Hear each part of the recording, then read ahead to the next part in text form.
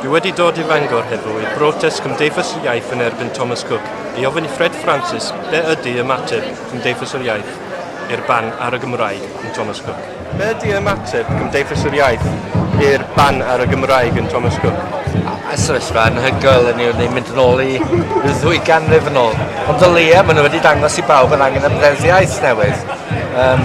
Os I Thomas Cook I siarad fer I masnach yng Nghymru, bydd rhaid nhw ymddiheurio yn sydyn iawn a dechrau mynd ar y blaen I bob cwmni arall wneud defnydd o'r Gymraeg, neu mae masnach nhw wedi mynd yng Nghymru.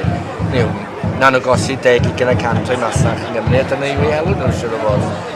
Ond o ran desiaeth newydd, erbyn hyn, mae pawb wedi gweld diolch I Thomas Cook, yn angen ymddesiaeth newydd. Mae'n mynd I ddod o fewn flwyddyn nesaf. Y cwestiwn ydy, pa fath o ddesiaeth newydd? Ydy o'n mynd I fod yn un wan sy'n mynd I gael dim effaith gwbl, sy'n gyfyngedig y sector cyhoeddus sy'n mae pobl sy'n ei privateiddio, neu ydy o'n mynd I fod yn mas o ddesiaeth sydd yn newid ein profiad ni o stryd fawr, fel stryd fawr Bangor, pob stryd fawr yn Gymru.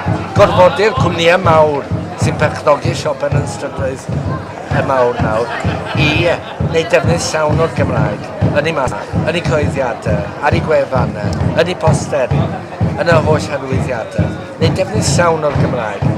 Bydd dim byd ond desiaeth o'r fath yna newid yn profiad ni fel Cymru, yn profiad o fywyd bob dydd, ac dim ond os yw popeth yn newid fel yna, bydd y Gymraeg yn byw.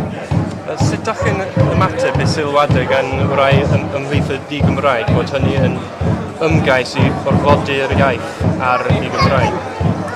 Ond profiad di fel arfer Cymru Cymraeg sy'n tueddu I ddeud sydd y hang-ups am y Gymraeg sy'n tueddu I ddeud bydd y di-Gymraeg yn ymateb fel yna. Mae lawer o bobl di-Gymraeg yn credu bod y Gymraeg yn persynus nhw hefyd. Di-Gymraeg ddim yn persyn unigolion, mae'n persyn genedl yn gymunedau. A mae hynny'n cynnwys pobl sy'n wedi hamddifadu o'r iaith fel unigolion fel oedd llawer yn ei lu yn cael ei hamddifadu o'r Gymraeg. Mae persyn di-Gymraeg hefyd. Mae'n un o'r pethau sylfaenol mewn bobl. Fel parch yr ymgylchedd, fel parch yr hawliau gweithwyr, hefyd parch yr Gymraeg. Ac fel un o'r pethau sylfaenol, mae'n destun cywir I ddeddfwriaeth. Nid I ofni bobl plîs. Diolch yn fawr, Ffred Fransis.